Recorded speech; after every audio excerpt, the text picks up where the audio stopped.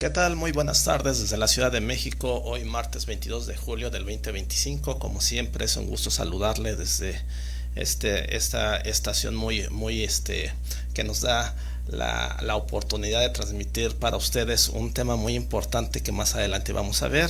Le agradecemos a CDMX Noticias y bienvenidos a su programa Hablando Entre Líneas.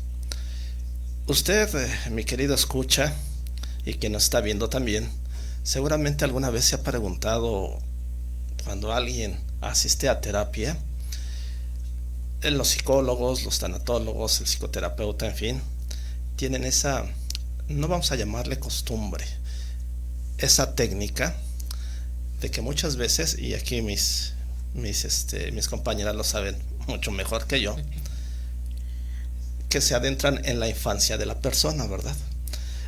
En algunas ocasiones los pacientes, ellas lo saben bien, se sacan, como dicen por ahí, de onda, porque dicen que tiene que ver mi problema con lo que yo viví de chico. Si a mí me dejó mi esposa, se me murió mi perro, perdí el trabajo, tengo esta depresión, tengo esto y lo otro. ¿Por qué me pregunta sobre mi infancia? ¿Por qué está hurgando en mi infancia? ¿No? Y algunos se llegan incluso a molestar, por ahí me han dicho, ¿no? Bueno, vamos a ver más adelante por qué la infancia tiene que ver con lo que somos nosotros ahora, de adultos. Esos lazos, esos vínculos afectivos que se generan en los primeros años de nuestra vida, que nos marcan a futuro. Eso es innegable. El tema de hoy, las experiencias de la infancia moldean nuestra personalidad. Antes de pasar al corte, le doy la bienvenida a mi compañera Herminia Arriaga. Bienvenida. Gracias, buenas tardes. Un tema en verdad muy importante, muy bonito, que creo que lo que vamos a hablar aquí nos va a servir de muchísimo a muchas mamás, a muchos papás, maestros inclusive. Gracias por el espacio. Muy bien. Yay Monterrubio, bienvenida. Muchas gracias y gracias al auditorio, pues un tema muy importante y yo pues de inicio doy gracias a mi infancia, porque gracias a eso pues soy la persona que soy el día de hoy. Exacto, qué bueno, bienvenidas a los dos y bienvenidos sobre todo a ustedes que nos está escuchando y que nos está viendo. No se vaya, vamos a un corte y regresamos.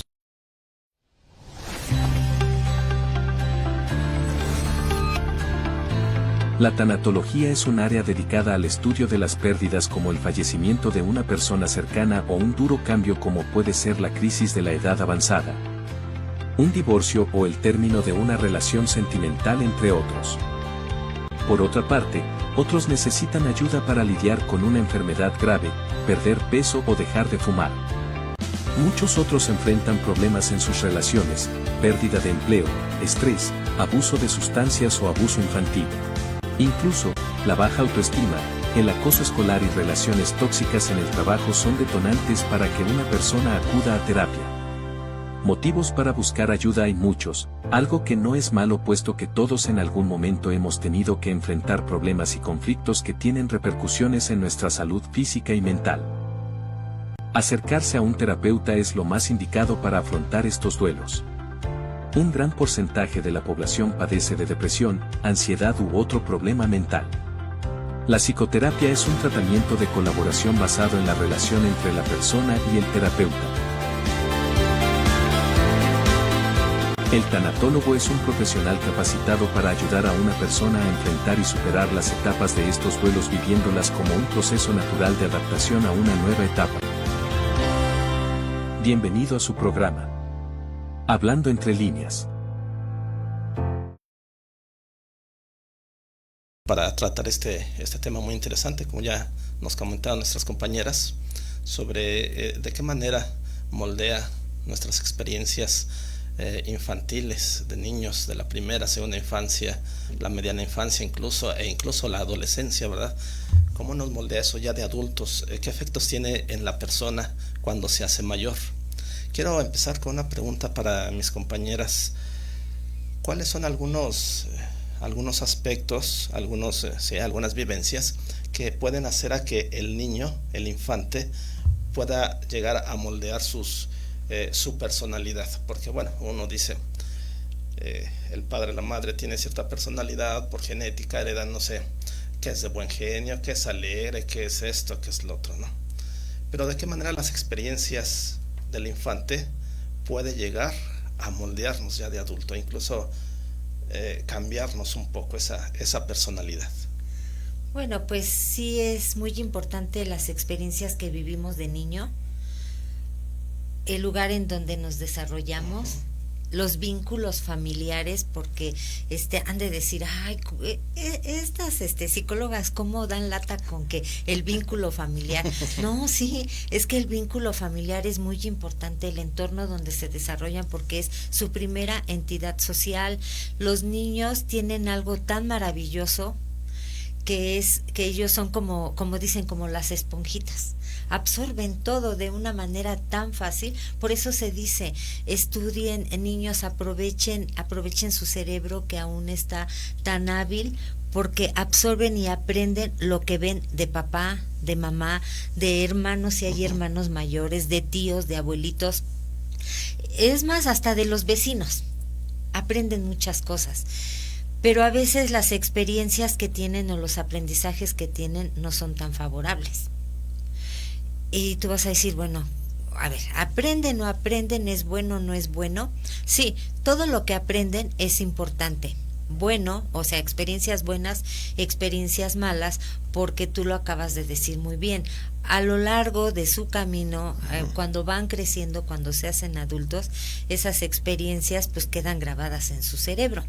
El cerebro es un órgano tan importante que si lo ejercitamos, porque es como cualquier otro músculo que se debe de ejercitar, pero debemos de ejercitarlo bien, no dejarlo ahí se va, claro. Pues lo que aprende lo aprendió, bueno, malo, no importa, de todas maneras tenía que aprender.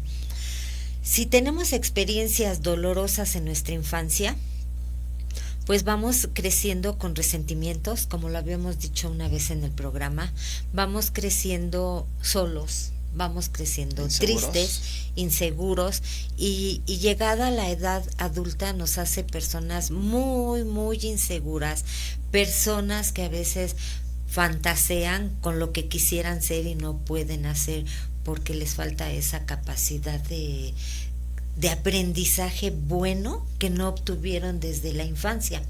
Si se criaron en un entorno saludable, con papá, con mamá, o con mamá nada más, o con papá según sea el caso, pero en donde había aceptación, porque pues mamá es así, ella tiene que trabajar, llega cansada, a veces llega de malas, o sea, les enseñan la empatía.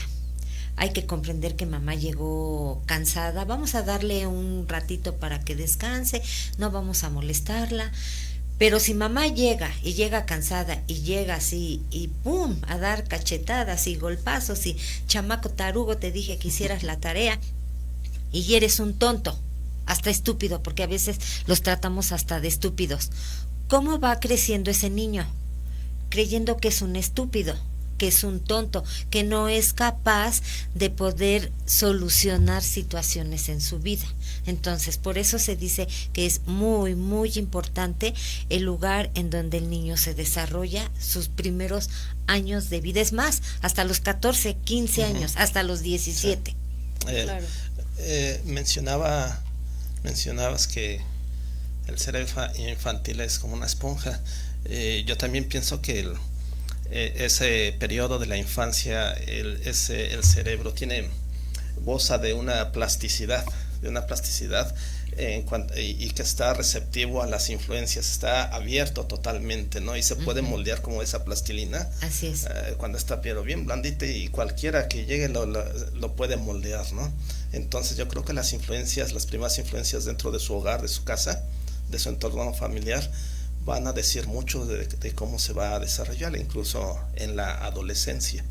Claro, es así. Y bueno, complementando a lo que dice Armin, claro. O sea, si bien es muy cierto, ¿no? El niño desarrolla en la primera infancia hasta la adolescencia, que reafirma su identidad y parte de su personalidad, y todo eso se ve reflejado en la edad adulta, ¿no? Pero a lo que quería llegar es a que en este sistema o en esta edad también se gestan todas las creencias. Es donde nosotros les insertamos a nuestros niños el cómo vemos el mundo y el cómo ellos también se proyectan. Es decir, la relación que yo tengo como mamá o como papá con respecto al dinero, es algo que yo le inserto al niño, ¿no? Si yo siempre estoy carente de es que no me alcanza, es que es costoso mantenerte, es que ahora hay que llevarte a la escuela, ahora ya pidieron más materiales, eso el niño lo gesta y eso también genera heridas, por eso hablamos de las heridas de la infancia. Estas heridas pues se van formando a lo largo de su vida y él, más que verse como un ser que puede ser altamente desarrollado en su potencialidad, se ve como una carga también. Entonces, así como se desarrollan las cosas buenas, ahí también vamos insertando creencias, dogmas, lo que podría ser cargas positivas, que es cómo nosotros como adultos vemos el mundo para que ellos lo puedan ver, y cómo también a través de nuestras carencias ellos también puedan ver ese mundo. Y esto que tú dices es muy cierto, porque crecen con esas carencias que dicen, pues, ¿qué tiene que ver el dinero con lo que cree, con lo que es? Tiene que ver mucho, claro, porque son personas susceptibles a cualquier cosa y no se creen merecedoras de obtener más. Entonces, ¿qué debemos de hacer? Debemos de enseñarle al niño dentro de la casa que lo que tiene es bueno. O sea, tenemos esto, vamos a hacer, con este dinero que tenemos, vamos a hacer esto. Esto es para la comida, esto es para que el fin de semana vayamos a Chapultepec o vayamos al cine. Sí nos va a alcanzar para ir al cine. Oigan, ¿saben qué? Que pues no vamos a poder ir al cine esta semana, como les había dicho, pero ¿qué les parece si hacemos unas palomitas y nos sentamos a ver una película aquí en la casa? Claro. Y compramos tus dulces favoritos y yo lo que me quiero comer.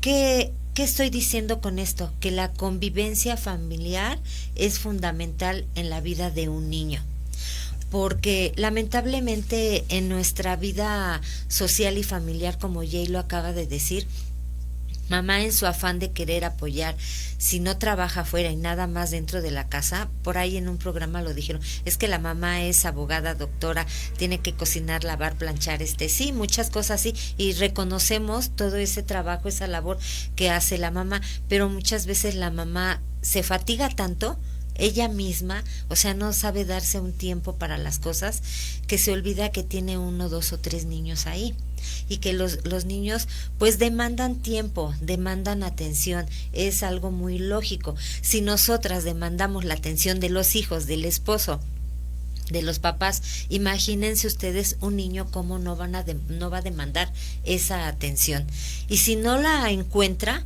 ¿qué pasa? Muchas veces les dice, pues salte a la calle, vete a la banqueta a jugar, a ver si está tu amigo fulano de tal, lo que tú dijiste. Entonces en la calle tiene otro entorno social de donde va a aprender otro tipo de cosas. Exacto. Ahí, ahorita me acuerdo de esas palabras, hay que abrazarlos, ¿no? Para los que no están viendo, el anterior presidente dijo, abrazos, no balazos.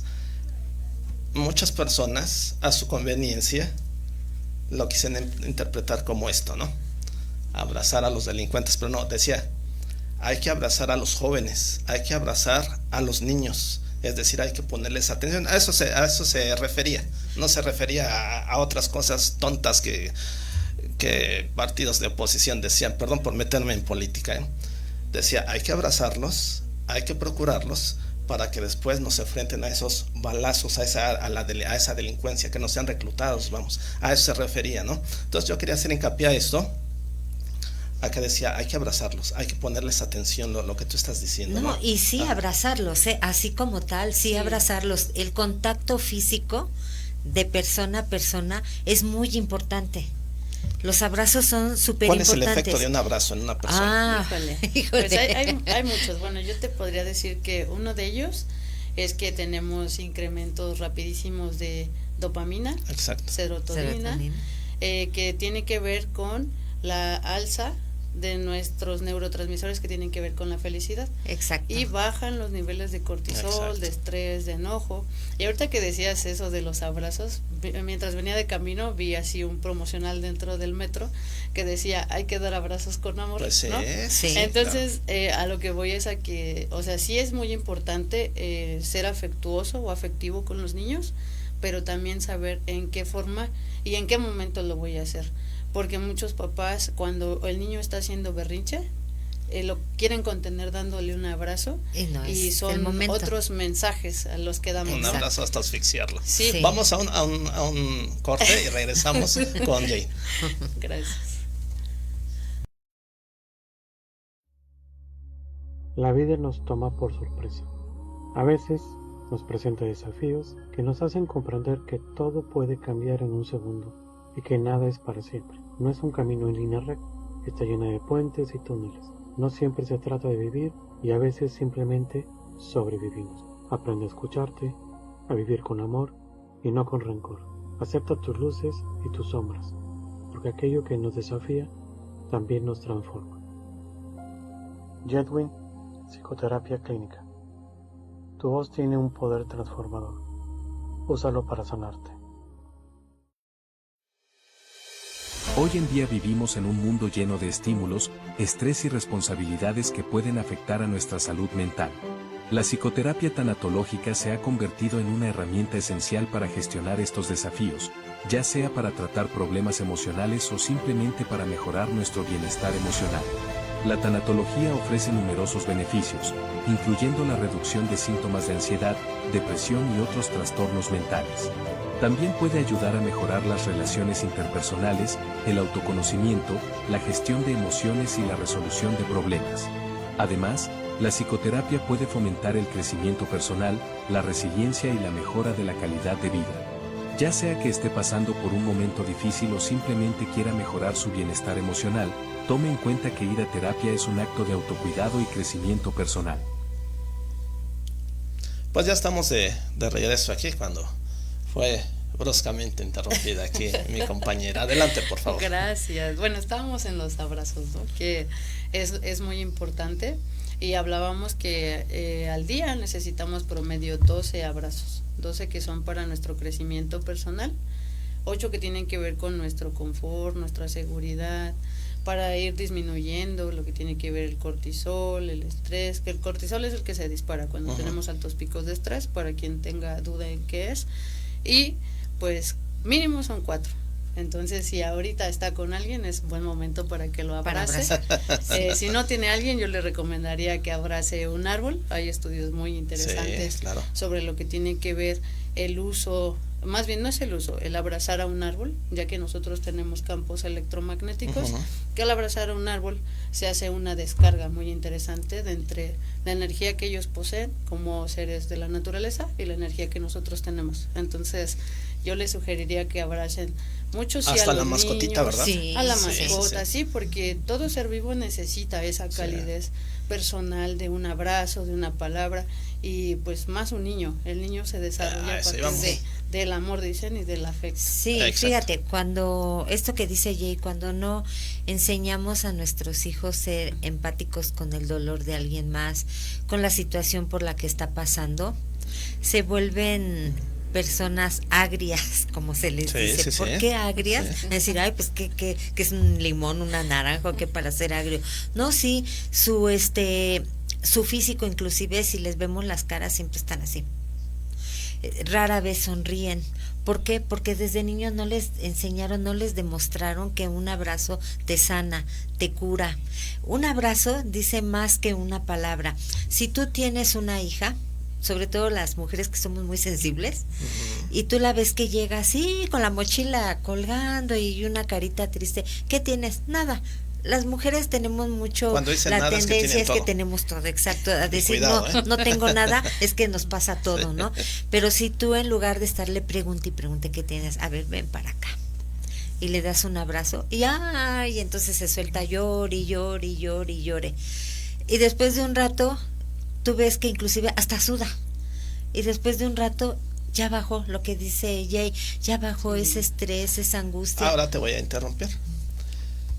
En las familias monoparentales, sobre todo donde está la mamá, que es muchos los que estamos así, ¿no? Y hace falta el papá, hace falta entre comillas, porque algunos no, creo que no nos hizo falta, ¿verdad? Pero cuando hace falta uno de los dos, cuando no está literalmente, vamos, ¿cómo cómo cambia la personalidad del infante? ¿Cómo se desenvuelve? Mira, cuando hace falta uno de ellos? Esas heridas de infancia son muy graves. Muy graves, porque es una herida la ausencia, es una herida, ¿no? La ausencia de alguien que se supone debería de estar ahí contigo, protegerte, y no lo está. Se torna algo muy difícil en la vida de un niño, porque vamos a imaginarnos que estás en una escuela primaria, ya no tanto en el kinder, porque en el kinder los niños son tan hábiles que a veces tan ingenuos, porque nacen ingenuos, que ellos no saben en realidad en esa infancia, en esa etapa, qué es lo que les está haciendo falta. Ellos piensan, sí, así como viven es normal, pero ya entrada su vida desde la primaria, y que los niños empiezan a dar cuenta que pues que nada más es mamá la que corre, la que hace, o papá, dependiendo, ¿no? Pero normalmente es la mamá la que está sola. Y que llegan los días de junta y los días en que se deben de reunir los papás, porque los papás varones deben de aplicar a ciertas cosas que la escuela requiere, y el niño se queda así porque dice, es que yo no tengo papá, ¿en dónde está mi papá? O simplemente mi papá ni quiere venir, no se quiere hacer responsable de lo que yo soy, de lo que yo hago, ¿sí? Porque, y se sienten tal vez culpables. Y se sienten culpables porque dice, por mi culpa, mi papá dejó a mi mamá, porque yo estoy aquí, cuando en realidad los papás debemos de mostrarles a nuestros hijos, sentarnos y hablar como familia y decirles que ellos no son responsables de la situación que está pasando con papá y mamá, que esos son problemas de adultos en los que ellos nada tienen que ver, y que papá siempre va a estar para ti, mamá siempre va a estar para ti, ¿sí? Pero lamentablemente muchas veces, como tú lo dijiste en un programa, papá se va por los cigarros y ya no regresa, y entonces esa herida, esa ausencia, toda la vida la llevan hasta que son adultos, y son adultos que a la vez tienen hijos y no saben cómo dar ese amor, no saben cómo abrazar, no saben cómo, quieren decirlo, quieren hacerlo y no saben cómo decirle te quiero, hija, hijo, quieren abrazarlo y ya hay algo que los limita. Pero es por eso. Hay una película, se la recomiendo mucho ahorita lo que estás hablando. Es una película turca, se llama Todo por mi hija, se la recomiendo mucho. Muy triste la película. Ahí está en YouTube, ¿verdad? La importancia de que estén los dos y en este caso estamos hablando, el que generalmente es la figura ausente, que es el papá, ¿verdad? Claro, y como dice Hermi, ¿no? O sea, retomando su ejemplo de Hermi, esta herida, pues es simplemente la herida de abandono, ¿no? Que muchas veces esa ausencia, aunque estén los dos, se gesta en el cómo influyen en nosotros, ¿no? Si nos pusieron atención, qué es lo que teníamos que hacer como niños para recibir esa atención, el típico, si te portas bien te llevo al cine, si te portas mal le voy a decir a tu papá, o sea, en vez de que el adulto gestione lo que pasa, lo polariza al otro adulto, o inclusive intenta que el niño como que compita, ¿no? Y si hay hermanos, ¿quién es el que mejor se porta? ¿Quién es el que más estudia? ¿Quién es el más aplicado? Y eso es lo que genera, pues son esas heridas de rechazo y herida de abandono también, que como dice Hermi, ¿no? Se polariza en su edad adulta, y también como adultos, al tener esta herida, ¿qué hacemos? Nos apegamos a las personas, ¿no? Hago lo necesario para que Hermi me siga hablando, si me llama a las 2 de la mañana, pues le contesto con tal de que no me deje de hablar. Si me dice, oye, Jade, es que estoy hasta el otro lado de la ciudad, pero no puedo moverme, yo voy por ella, o sea, con tal de que ella no genere un enojo hacia mí y yo sienta que ella me va a abandonar, yo haré lo posible para seguir dependiendo o hacer creer que Hermi necesita de mí para que esa herida no se vea proyectada. Y estamos creando ambientes inseguros en ese individuo, se puede buscar, en esos niños. Se puede buscar la falta de papá o de mamá en una pareja. Sí, eso es lo más común.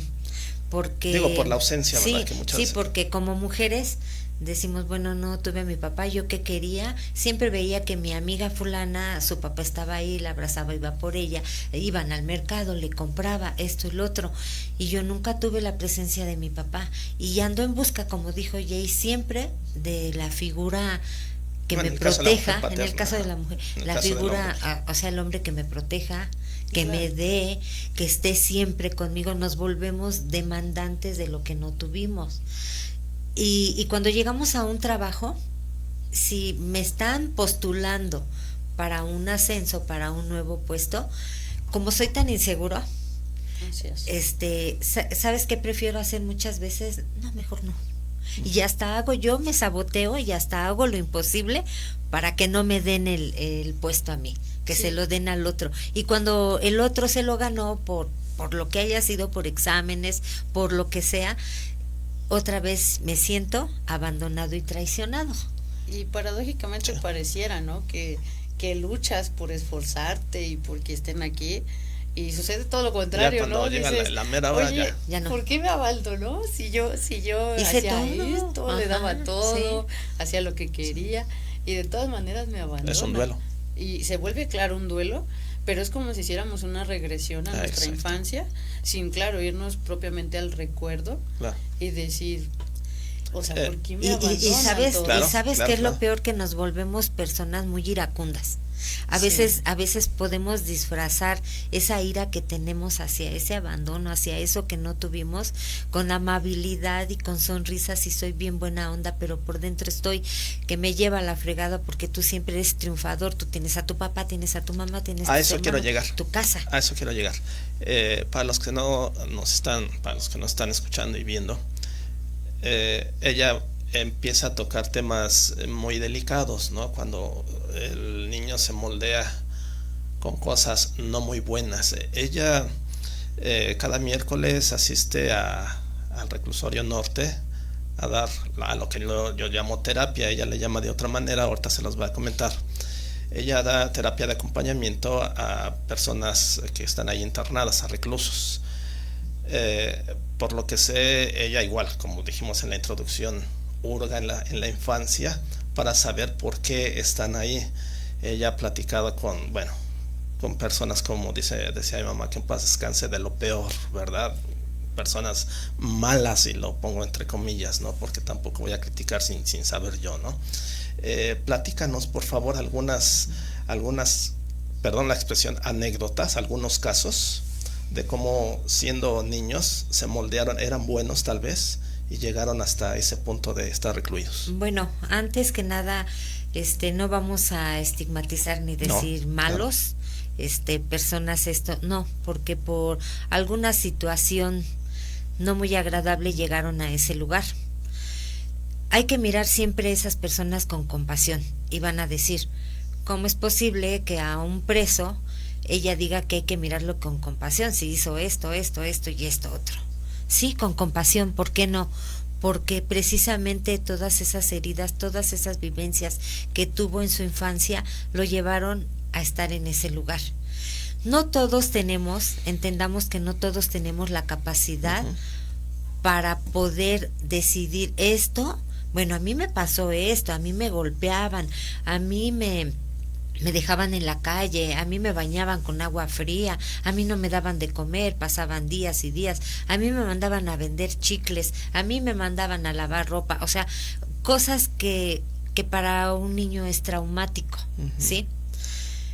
Y entonces, cuando se encuentra en un entorno social desagradable, que no es muy favorable, se encuentra con personas pues igual, o que la han pasado peor. Y están tan resentidas con la vida, con la humanidad, con los papás, con la familia, con los hijos, con todo mundo, que hacen cosas para lastimar al otro, y que dicen, quiero que sienta todo el dolor que yo he sentido, quiero que sienta todo lo que a mí no me han querido, quiero que sienta como las golpizas que mi mamá me daba porque estaba con mi padrastro y le importaba más mi padrastro que yo. Quiero que sienta el no comer días y días y días, y que me acueste en el suelo y en la lluvia y en la calle y me saca y esto y lo otro.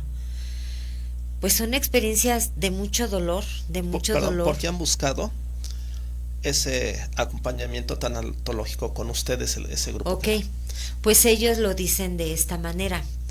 Cuando ustedes llegan aquí, tenemos con una ansiedad, esperamos con una ansiedad ese día, porque ustedes nunca nos van a juzgar, nos van a entender, van a comprender por lo que estamos pasando. Porque a mi mamá, yo no tuve una mamá que me escuchara como usted. Y no nos estamos introyectando, o sea, eso quiere decir que yo me estoy viendo como si fuera mi hijo y él como si fuera, no, están buscando esa parte amorosa que no tuvieron, esa parte que les diga, ok, te portaste mal, pero yo estoy aquí para entender el por qué te portaste mal. Y todos dicen lo mismo. Si yo hubiera tenido una mamá que aunque fuera me hubiera dado unos manazos y me hubiera dicho, tú no vas a hacer esto, yo no estaría aquí, se lo juro. Pero igual no tuvo una mamá que lo frenara. Claro. O la tuvo, pero no le importó. Y ahí es la importancia, ¿no? De lo que decíamos, del cómo vamos insertando la creencia y el cómo también en nuestra vida adulta pues vamos cambiando lo que vamos siendo, ¿no? Porque la finalidad es entender nuestra infancia para saber cómo hemos crecido y qué es importante también ir cambiando. Porque muchas personas dicen, ¿no? Y recuerdo yo esos libros de refranes de la primaria, ¿no? Donde decían que árbol que nace torcido jamás su tronco endereza, ¿no? Y hasta una canción y muy padre eso. Pero a lo que voy es a que se lo polarizaban en los seres humanos, ¿no? Y los seres humanos somos muy cambiantes, estamos en constante evolución, pero cuando alguien hace conciencia desde dónde está su malestar, y cuando se da cuenta que viene insertado desde su creencia, que eso viene desde su infancia, es como si en automático diera un giro y dijera, aquí es donde está, dicen, el meollo del asunto que yo traía, que ni siquiera era eso. A eso voy, pero desafortunadamente no todos podemos hacerlo. Vamos a corte, regresamos. La vida nos toma por sorpresa. A veces nos presenta desafíos que nos hacen comprender que todo puede cambiar en un segundo y que nada es para siempre. No es un camino en línea recta, está llena de puentes y túneles. No siempre se trata de vivir y a veces simplemente sobrevivimos. Aprende a escucharte, a vivir con amor y no con rencor. Acepta tus luces y tus sombras, porque aquello que nos desafía también nos transforma. Jedwin, Psicoterapia Clínica. Tu voz tiene un poder transformador. Úsalo para sanarte. Hoy en día vivimos en un mundo lleno de estímulos, estrés y responsabilidades que pueden afectar a nuestra salud mental. La psicoterapia tanatológica se ha convertido en una herramienta esencial para gestionar estos desafíos, ya sea para tratar problemas emocionales o simplemente para mejorar nuestro bienestar emocional. La tanatología ofrece numerosos beneficios, incluyendo la reducción de síntomas de ansiedad, depresión y otros trastornos mentales. También puede ayudar a mejorar las relaciones interpersonales, el autoconocimiento, la gestión de emociones y la resolución de problemas. Además, la psicoterapia puede fomentar el crecimiento personal, la resiliencia y la mejora de la calidad de vida. Ya sea que esté pasando por un momento difícil o simplemente quiera mejorar su bienestar emocional, tome en cuenta que ir a terapia es un acto de autocuidado y crecimiento personal. Pues ya estamos de vuelta. Ahora sí, adelante, por favor. Bueno, entonces, como dice Jay, es tan importante lo que vivimos de niños, cómo vivimos, cómo nos desarrollamos, qué hacemos, qué nos enseñan. Es muy sencillo. Es como, por ejemplo, a mí me enseñaron que los chilaquiles se comían con un bolillo, ¿sí? ¿A mí en torta? A ti en torta, a ti te enseñaron que con lechuga. Pues con lechuga. Sin bolillo, sin torta, con lechuga. Y cuando tú eres adulto y llegas con ella y pedimos los 3 chilaquiles, yo digo, raras. Ay, ajá, pues ¿cómo? Si los chilaquiles se comen con lechuga. Y yo digo, no, los chilaquiles se comen con un bolillo. Y tú dices, no, los chilaquiles se comen en torta. ¿Qué quiere decir esto con este ejemplo tan sencillo? Que cada uno aprendemos de la manera como nos enseñaron. Y creemos que esa es la manera correcta y es la manera en que nos va a llevar a adultos y a seguir haciendo las cosas porque así deben de ser. Pero Jay dijo algo muy importante. Tenemos ya de adultos la capacidad, porque nuestro cerebro ya tiene esa plasticidad muy bien equilibrada, o al menos eso creemos, para poder modificar esos comportamientos, para decir, bueno, a mí me enseñaron que en torta, que con bolillo, que con lechuga, pero qué tal si yo mejor los como con frijoles nada más, porque a mí me gusta así, me beneficia el comerlo con frijoles. Entonces, quiere decir que si tenemos la capacidad para moldear todo eso que aprendimos, todo eso que nos enseñaron, pero muchas veces pues no podemos hacerlo porque nos falta como que esa parte que alguien nos diga, mira, sí, está muy bien, tú lo quieres con frijoles, pero te voy a encaminar, no te voy a decir en dónde, nada más te voy a decir, por aquí puedes ir y encontrar los frijoles para tus chilaquiles. Ajá, pero, exacto, entonces son cosas tan sencillas. Sí. Y dicen que tiene que ver la manera como comen, pues todo, cómo duermen, cómo comen, cómo viven, cómo hablan, cómo pasean, cómo disfrutan su vida familiar, porque vuelvo a lo mismo, ¿tienes tiempo para reunirte con tu familia? No, es que trabajo, es que esto, siempre debemos de encontrar un tiempo para saber qué es lo que piensa Jay, qué es lo que piensa Víctor, qué es lo que necesita Jay, qué le hace falta a Víctor. Siempre debemos de darnos un tiempo. Y una manera muy fácil es, vamos a organizar algo que como familia nos identifique. Pues va a ser que diario, a lo mejor cada 8 días yo te voy a hablar, cómo vas, cómo va la casa, cómo va esto, cómo va Pedrito, cómo va Juanita, cómo están. O sea, interesarnos en lo que le pasa al resto de la familia. ¿Por qué al resto de la familia? Si yo me intereso por mi primer entorno social, como dijimos que es mi familia, yo voy a crear empatía, me voy a sentir feliz. Y al ser un ser feliz, no le voy a poder hacer daño a ningún otro ser vivo. Quiere decir que la mayoría de nosotros, porque no todos, somos necesariamente lo que fuimos de niños. O sea, necesariamente. Yo diría que no.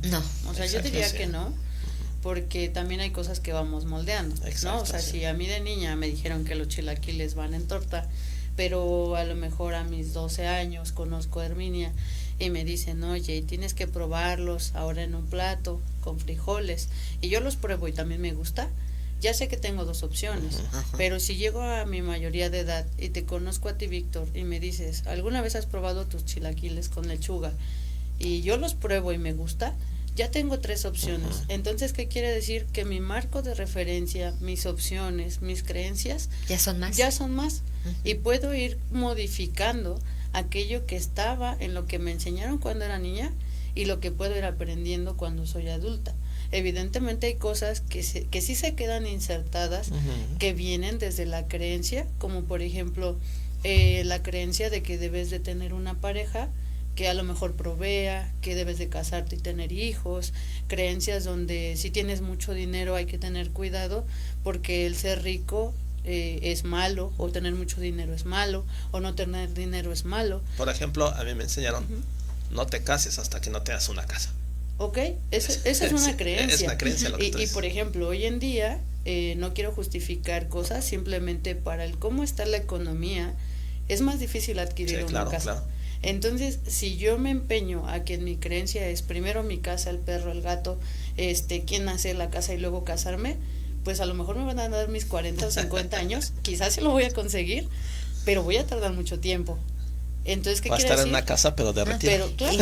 Y la sociedad, y tenemos que cambiar conforme la sociedad va cambiando, el entorno social. Y ya hay algo también importante que debemos de comprender, que a los hijos hay que enseñarles el civismo.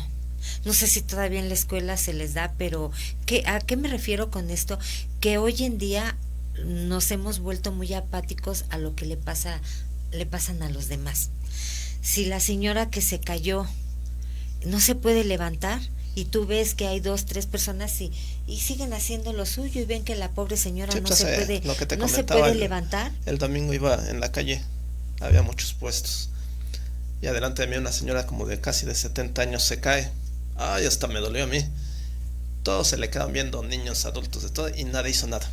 Obviamente yo. Y ya a eso voy. Nadie. Tú enseñas empatía en tu casa, mira, deja a tu hermana, es que es una llorona, es una chillona, sí, es que no se siente bien, en lugar de que le digas que es chillona, ve y pregúntale qué necesita, Claro, o sí, abrázala, se siente bien. eso es empatía. Entonces, si el niño empieza a crear y a desarrollarse con empatía, con amor, con solidaridad, con respeto, o sea, con valores, él sale a la calle, sale a otro entorno y es empático. ¿Cuál Sí. es la diferencia? ¿Podría haber alguna diferencia entre niños, porque estamos analizando obviamente las infancias, ¿no? Entre niños de familias monoparentales a familias bien estructuradas, papá y mamá. Bueno. ¿Hay alguna diferencia? Mira, Si las hay sí las polaridades, ¿verdad? Sí, porque en una familia donde está mamá y papá pueden tener mucho amor esos hijos, pueden tener un entorno seguro porque tienen todo lo necesario para vivir, pero a veces habemos papás que tenemos la creencia, como dice Jay, que debemos de darles todo. No hay que enseñarlos a que crean que son merecedores de todo. Sí, exacto. Las cosas se ganan Porque también. eso se refleja ya después de adultos. Claro. Sí, ¿verdad? porque Claro. cuando crecemos con la idea de que soy merecedor de todo y no dador, ahí la cosa se amoló. En los Claro. trabajos se ve Sí, mucho. y Exacto. aparte hay una intolerancia a la frustración Sí. brutal. Exacto. O sea, si desde niño todo te daban como dice Hermi, ahora cuando alguien te dice que no, o en el trabajo te dicen que no, o simplemente en la escuela te dicen que no, hay una intolerancia a la frustración tal que la persona puede explotar en ira, así sea un niño. Sí. Sí. Y en un adulto, a veces yo los veo y digo, es muy curioso porque son adultos en forma física, pero siguen siendo un niño que está haciendo un Un berrinche. niño, pero berrinchudo. Y no sabe cómo Ajá. contenerse y hacer su gestión emocional y decir, ok, me está diciendo que no, pues ya, no pasa nada. Sí, porque mira, en Ajá. terapia se nos enseña que siempre hay que pensar en primera persona, o sea, yo, los beneficios como yo para los demás. Pero muchas veces confundimos esa parte. Yo merezco todo y Jay no merece nada. O ¿Por sea, qué, nos Hermi? volvemos egoístas. Nos volvemos egoístas tan así. Decía por ahí una política que supuestamente murió, pero no murió con su esposo. Merezco todo, merezco abundancia, ¿no? Entonces todos ese tipo de personas piensan que merecen todo, y ¿no? cuando sucede esa cosa, llegan a la adolescencia, llegan a ser jóvenes, y como se frustran, como dice Jay, que no obtienen todo, se ve reflejado en la escuela. Si el maestro le dice, lo siento mucho, pero sí estudiaste y eres muy bueno para esto, pero el 10 es de tu compañera. Entran en ira, como dice, es lo primerito que explota en una persona intolerante, y hasta destruyen la mesa, la silla, lo que hay ahí, porque ¿cómo crees que alguien le va a decir que merece la otra persona ese 10 y no tú? Porque tú te pasaste, según tú, te pasaste los meses estudiando para obtener siempre ese 10. No, debemos de aprender que no todo es para nosotros también. Otra cosa, perdón. En el caso ahora de los niños, de los infantes que están en un hogar monoparental, muchas veces aprenden a ser, yo creo que hasta independientes, ¿no? Por lo mismo Por necesidad. su situación por necesidad. Ustedes bien lo saben, que levanten la mano quien se crió en una familia monoparental, ¿verdad? Y creo que aquí vamos a salir ganando los que... Pero fíjate que también eso Entonces, se vuelve un riesgo muy grande. Claro, Sí, claro. Porque es que- maduras, ahora sí como dicen las abuelitas, maduraste a fuerza, te vuelves casi una mafalda Es una cualquiera, espada de dos ¿no? filos, Sí, claro. Ujú, sí, así sí. es. Y, o sea, por ejemplo, yo con respecto a dos cosas, ¿no? Que acabas de comentar. El crecer en un círculo o en un vínculo donde está papá y mamá es muy bueno siempre y cuando ese vínculo sea sano, ¿no? Exacto, Porque sí. si los papás están en constante problemática, pues obviamente eso no es sano, ni menos que digan, bueno, nos vamos a quedar porque nuestros hijos merecen ver a sus padres, y eso tampoco es estar en un vínculo sano ni en un vínculo que cree. Lo único que va a generar en la creencia es que no importa cuán mal yo me la pase, ¿Qué tan mal me mientras traten? yo me sacrifique por el otro y sea yo como que el que dé todo por los demás, eso es bueno. Y no, es mientras la relación funciona, mientras hay amor para crear y este vínculo con los hijos sea próspero, podemos estar juntos. Cuando ya no existe, hay que cambiarlo, porque esa es la contraparte, y la parte de vivir solamente con uno de los padres es que si se puede reemplazar la figura, creo yo que es necesario, porque sí necesitamos figura paterna y materna. Claro. Y a lo mejor tú no tuviste papá, pero tuviste un tío que te enseñó algo, o un abuelo, o un amigo, Hermanos un hermano. mayores. un hermano. Exacto. Entonces eso va haciendo que ese rechazo y ese abandono, quizá por muerte, porque nunca lo conociste, sea más llevadero porque tuviste a alguien que Sí, suplantó esa Sí. identidad. Yo por ejemplo, en esto que tú hablas, yo hago un llamado a los papás varones, aquellos que tienen un hijo aquí, otro hijo allá y no se hacen responsables de la situación, que piensen un poquito en que están creando en sus hijos personas inseguras, les están enseñando que no es malo tener hijos por aquí y allá y dejarlos y nada más ser padres de ocasión o de momentos, sino que hay que crear Es que es bien vínculos. fácil eso. Sí, hay que crear Es bien vínculos fácil eso. afectivos con los hijos. Bueno, no me fue bien en mi primera relación, tengo a mi hijo. No me fue bien en la segunda relación, tengo otro hijo. No me fue bien en mi tercera Ya relación, párale, ¿no? Ya. tengo otro Sí. hijo. Sí. ¿A qué voy con esto? Que deben de crear ese vínculo amoroso con esos hijos y hacerles saber que el error lo cometió él por inmadurez, por inestabilidad, por lo que sea, pero que ellos no deben de volver a hacer eso que él hizo. O sea, no deben de hacerlo porque esto les va a crear conflictos emocionales muy grandes, conflictos económicos, Uy, sí. bastante, o sea, un conflicto económico que yo creo que si hay papás y están escuchando esto no me van a dejar mentir, y sobre todo una carga energética, como dijo Jay, muy desagradable, porque los hijos dicen, bueno, no soy de aquí, no soy de allá y no soy de ningún Como lado. el Pedro Páramo, ¿no? Exacto, Exacto, sí. todos somos hijos de Pedro Páramo. Claro. Entonces, esos hijos como adultos, ¿qué van a hacer, Jay? Pues lo mismo, porque fue lo que aprendieron y aprendieron con dolor. Sí, y ahí es donde diría, ¿no? Es que si infancia es destino. No, No, es no. porque tú así... Porque yo como te hija fuiste, claro. abandonada, yo diría, ¿y yo qué fregado tuve la culpa de que mis papás hicieran tanta tontería? ¿Y yo qué culpa tengo de que mi papá nunca se haya preocupado por dónde estoy? Puede un hijo, perdón, lo que tú decías, no voy a agarrar de ahí. Cuando un papá o una mamá tiene una pareja y otra, ¿puede el hijo, los hijos pequeños ser influenciados por eso? ¿Pueden Pues sí, repetir tal no. vez el patrón que piensan que eso es? Algunos Pues, sí. Bueno, yo diría que depende de la edad. Exacto. O sea, depende de la edad, porque si son niños que a lo mejor un padre los crió, se me ocurre de su primer año a sus 5 años, es una edad muy determinante para muchas cosas. Sí. Entonces, ahí sí diría, papás, aguas, porque todo lo que ustedes enseñen desde que nace hasta sus 6 años de vida es el tiempo que tienen para educar. Ya después es ir puliendo y en la adolescencia reafirma su identidad. Entonces, yo diría, si después de los 6 años llega otro papá, pues él va a empezar a pulir aquello que el primer papá ya insertó. Y luego si llega un tercer papá, va a querer corregir lo que los otros dos hicieron, lo que hicieron mal y también lo que él va a querer Exacto. proyectar Con en ese diferentes niño. creencias. Así es, y eso es muy Y peligroso. va a entrar en Sí, un claro. dilema. Sí, sí es cierto. Entonces, estamos viendo entonces que muchas veces el comportamiento de los papás influye mucho en sus primeros años del infante. Con Ajá. esto no queremos decir que haya un padrastro que sea bueno Dicen- y que juegue el papel de un Malo, papá. más bien, ¿no? Digo malo, perdón. No queremos decir que con esto haya padrastros malos. No. Puede haber un padrastro muy bueno Claro. y jugar el papel que le correspondía al papá y crear hijos ya no de sangre, pero hijos amorosos, o sea, muy buenos, excelentes, Sí. jóvenes, Muy bien. adultos. Vamos a un corte y regresamos. Ahora sí no interrumpí a nadie. Vamos. La vida nos toma por sorpresa.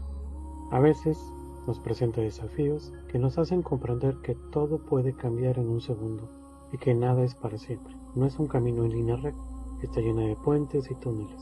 No siempre se trata de vivir y a veces simplemente sobrevivimos. Aprende a escucharte, a vivir con amor y no con rencor. Acepta tus luces y tus sombras, porque aquello que nos desafía también nos transforma. Jedwin, Psicoterapia Clínica. Tu voz tiene un poder transformador. Úsalo para sanarte. Hoy en día vivimos en un mundo lleno de estímulos, estrés y responsabilidades que pueden afectar a nuestra salud mental. La psicoterapia tanatológica se ha convertido en una herramienta esencial para gestionar estos desafíos, ya sea para tratar problemas emocionales o simplemente para mejorar nuestro bienestar emocional. La tanatología ofrece numerosos beneficios, incluyendo la reducción de síntomas de ansiedad, depresión y otros trastornos mentales. También puede ayudar a mejorar las relaciones interpersonales, el autoconocimiento, la gestión de emociones y la resolución de problemas. Además, la psicoterapia puede fomentar el crecimiento personal, la resiliencia y la mejora de la calidad de vida. Ya sea que esté pasando por un momento difícil o simplemente quiera mejorar su bienestar emocional, tome en cuenta que ir a terapia es un acto de autocuidado y crecimiento personal. Pues ya estamos de regreso en el último segmento del programa. Gracias por sus comentarios, Eduardo Vins y Celia Santiago, Esther Cárdenas y Luz del Alba. Gracias. Bueno, el papel del terapeuta aquí con este tema. ¿Cuál es? Con el tema de las infancias, cómo nos afecta y cómo moldea la personalidad cuando ya se es adulto. ¿Cuál es el papel del terapeuta? Bueno, aquí hay dos terapeutas, vamos a ver qué nos dice ella y qué digo yo. Sí, porque cada uno trabajamos de acuerdo a Adelante. Claro, sí, es diferente. Bueno, yo podría decirte que la diferencia va a estar siempre en el problema con el que llegue tu paciente. Obviamente hay su corriente en la psicología, que la que sí se enfoca a analizar desde su infancia, sí, claro, es la corriente del psicoanálisis.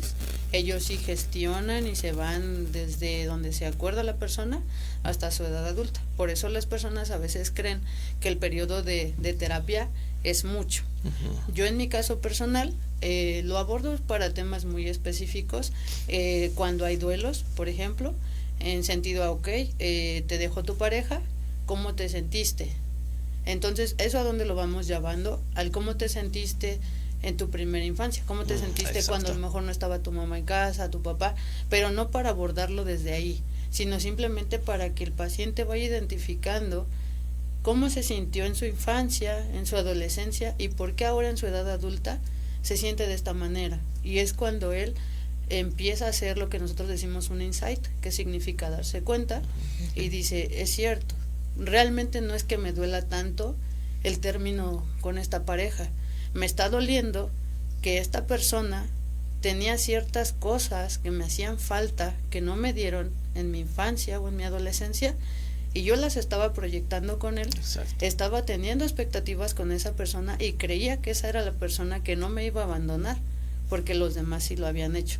Entonces es donde empezamos a trabajar, empezamos a gestionar sus emociones, empezamos a hacer la identificación, y entonces sí, vamos a hacer que a través de tu conciencia y entender tu creencia, comiences a reestructurar tu mente para que entiendas que esa fue tu creencia, pero que ahora tú tienes la capacidad de hacer una nueva creencia, y sin dejarla en creencia, simplemente puedes cambiarla, mejorarla, entender que eso fue en tu familia, pero exacto, que tú eres un individuo que puede hacer un cambio y que ese cambio se va a ver reflejado en los que vienen. Si tienes hijos, en tus hijos, y si no, en la familia o en el entorno más chiquito que tienes. Exacto. Adelante. Bueno, pues como tanatólogos siempre tratamos de ver la parte humana. Sí, utilizamos aspectos psicológicos, todo lo que Jay acaba de hablar, pero siempre vamos muy enfocados al sentimiento humano, a cómo se sienten, cómo se sentían, como dijo Jay, porque hasta tal edad en la que ahorita están, siguen sintiendo dolor, rechazo, angustia, mucha ira, porque normalmente cuando nos sentimos abandonados, el primer sentimiento es ira, es mucho coraje. Aunque, como les dije hace un momento, tratamos de disfrazarlo.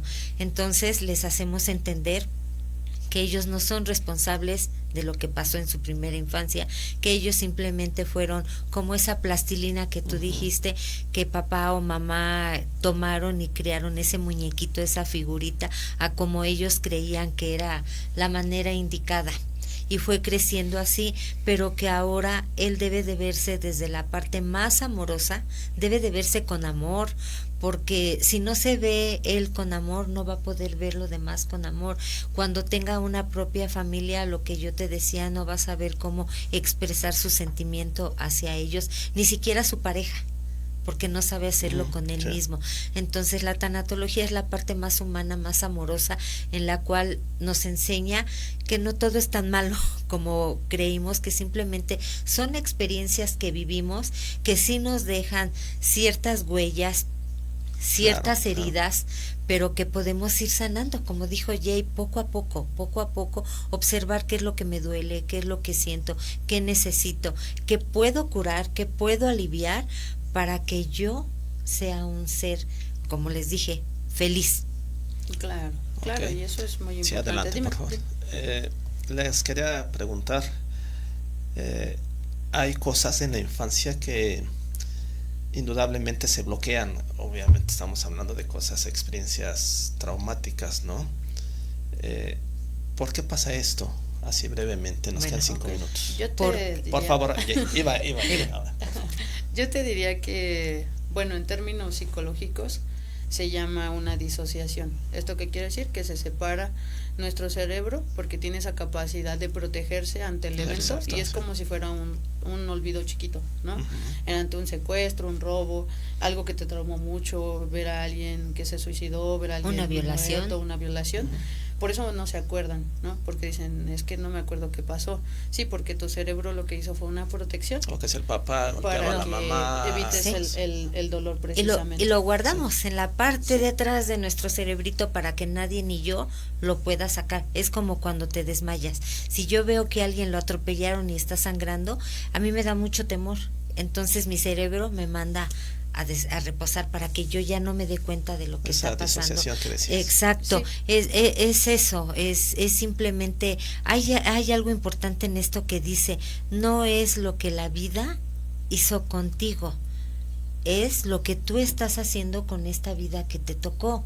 O sea, vamos a tratar de entrar esa parte de atrás de tu cerebro en donde guardaste esos recuerdos que dice Jay que son dolorosos. Vamos a ir sacándolos poco a poquito. Cuando yo sienta que me está doliendo es como el dentista, ay, no, espérame tantito. Paramos un poco, pausamos y volvemos a retomarlo. No hay que regresarlo, hay que enfrentar nuestras realidades para que podamos sanar. Entonces, no se trata de poner excusas ni culpar a los demás siempre, ¿no? Sino de, como decían por ahí, reconocer estos patrones, ¿verdad? Que muchas veces la persona sigue. Y como sabemos que nosotros tenemos esa característica de evolucionar y de aprender, pues yo creo que hay que utilizarla, ¿no? Porque todos los días estamos evolucionando, estamos aprendiendo. Es una opinión muy personal, ¿no? Usar esa capacidad de desarrollo emocional que tenemos todos nosotros, ¿no? Para adaptarnos ahora a nuestra vida adulta. Entonces, pues sí, como decían ustedes, sí, son cosas que el niño, la persona, inconscientemente bloquea, ¿verdad? Cuando tiene ciertos sucesos muy graves, muy traumantes, ¿no? Y ya de adultos tenemos mucho a decir, mi papá tiene la culpa porque él nos pegaba, mi mamá tiene la culpa porque nos bañaba con agua fría. O sea, buscamos, como tú dijiste, siempre responsables de lo que nos sucede ahora, sin querer darnos cuenta que ahora nosotros somos responsables de nuestra propia vida, de nuestros propios pensamientos, de cómo queremos vivir a partir de hoy. Siempre es a partir de hoy. Sí, y como yo lo mencioné, pues cuando tú haces conciencia es cuando todo cambia, y por eso yo al inicio del programa, ¿no? Cuando les decía, yo agradezco mi niñez, no quiere decir que mi niñez haya sido también muy buena y que todo ha sido, sí, porque no todo es felicidad, favorable. Pero las cosas buenas, también tuve creencias de las cuales tuve que irlas procesando, irlas sanando, y por eso en este día pues yo los animaría a que sigan con sus sesiones, quienes no la han tomado pues que tomen sesión, y pues que obviamente no justifiquemos lo que nos pasa ahora y entender o decir al final pues que la infancia es destino, simplemente porque yo no hago mi trabajo, ¿no? Exacto, muy bien. Pues llegamos al final del programa, muy interesante. Gracias por vernos, iba a decir sintonizarnos, por vernos y por escucharnos. Les agradecemos, les agradezco a mis compañeras Herminia Arriaga. Muchas gracias, fue creo que un tema muy interesante, muy bonito. A mí, aunque hay cosas no muy agradables, se me hizo bonito. Sí, Jay. Muchas gracias al auditorio y pues nos vemos nuevamente, así que a trabajar en nuestro niño y abrácense. Al auditorio, Claro que al sí. auditorio le queremos pedir que si quieren que se trate un tema en especial, nos lo hagan saber. Ok, pues ahí está ya la sugerencia. Gracias a CDMX Noticias y es usted siempre bienvenido. No digo bienvenido y bienvenida porque es una tontería, es bienvenido. Así se dice según la Real Academia. Entonces usted siempre es bienvenido a este programa Hablando Entre Líneas. Nos vemos, hasta la próxima.